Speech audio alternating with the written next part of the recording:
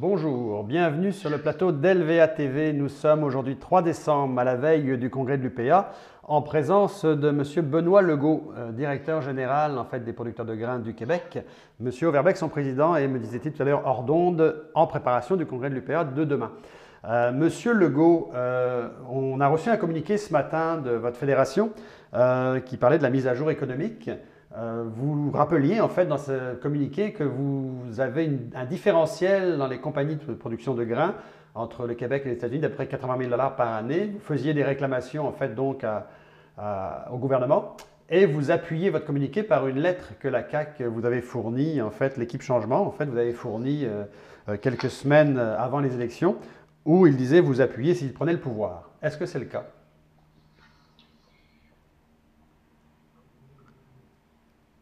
Oui, effectivement, nous avons reçu une lettre. Vous faites référence, je croyais que vous posiez la question si j'avais un signal à l'effet qu'ils allaient donner suite.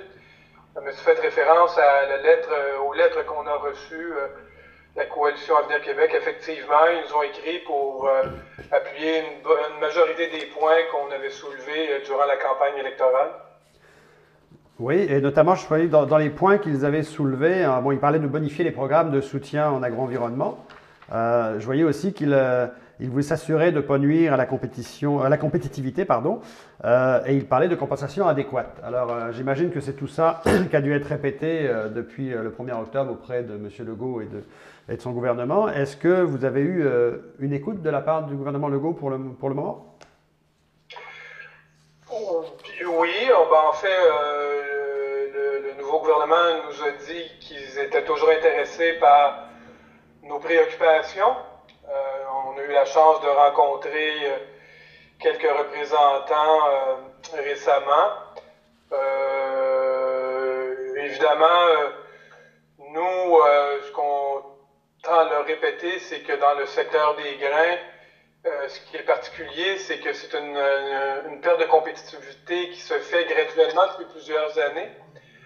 Alors, on leur a répété que les couches s'ajoutent l'une après l'autre, la dernière étant le soutien accordé par le gouvernement américain dans le cadre de son appui là, aux producteurs de soya suite au début du conflit commercial sur le soya, conflit commercial qui est un peu plus large que seulement le soya, mais qui interpellait le soya et qui, par la suite, a emmené le gouvernement là, à verser le montant de subvention dont on a entendu parler là, dans le cadre du programme, le Market Facilitation Program, qui quand même donne un montant assez intéressant aux producteurs américains, mais on le présente comme étant une autre couche parce que pour nous, ce total de 80 000 $ d'écart de compétitivité s'est bâti graduellement au cours des dernières années.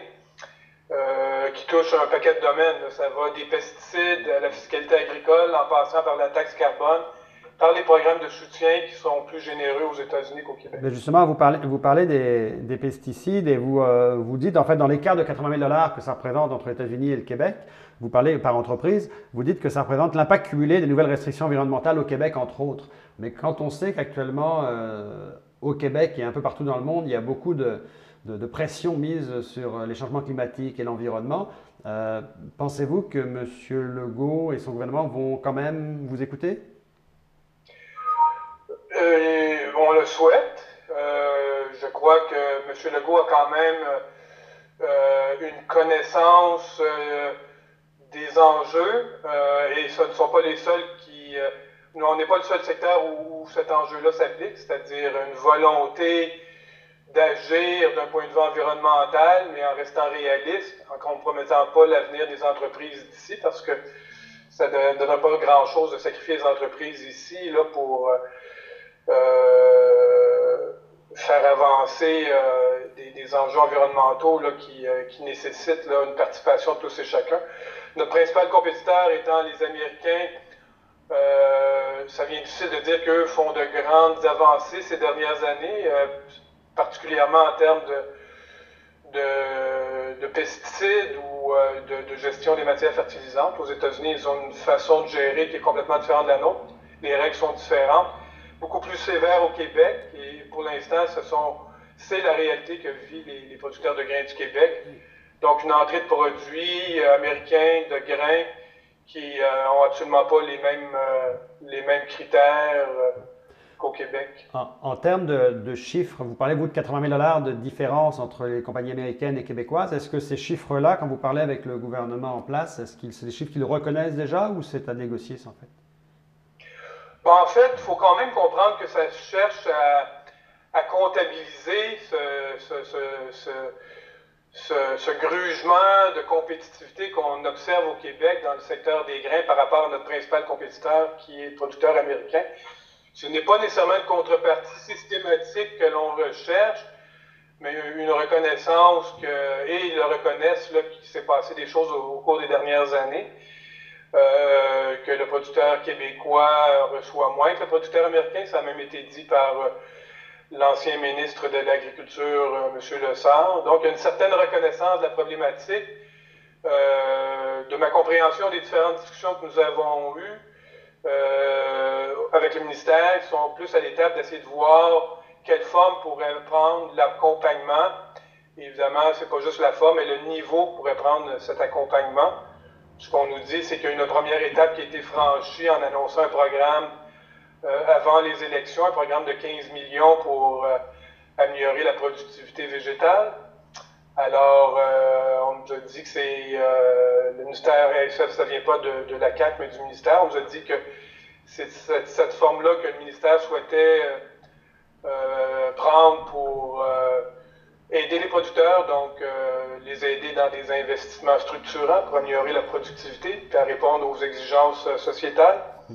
Mais spécifiquement, je ne peux pas vous dire aujourd'hui jusqu'à combien ils sont prêts à chiffrer. Quel chiffre ils veulent atteindre pour ramener cet équilibre de 80 000 $. Par contre, en conclusion, peut-être, on sait que la CAQ a souvent dit dans plusieurs domaines, et notamment dans le domaine de l'agriculture, qu'il était important de ne pas perdre l'aspect compétitivité. Est-ce que vous diriez qu'on est de l'autre côté du balancier, qu'avec les libéraux qui se targuaient d'être très verts, même s'ils avaient un certain intérêt pour l'économie, mais se targuaient beaucoup d'être très verts dans les dernières années, est-ce qu'on est de l'autre côté du balancier et que vous vous dites finalement on a quand même un gouvernement qui va plus pousser la compétitivité que les libéraux?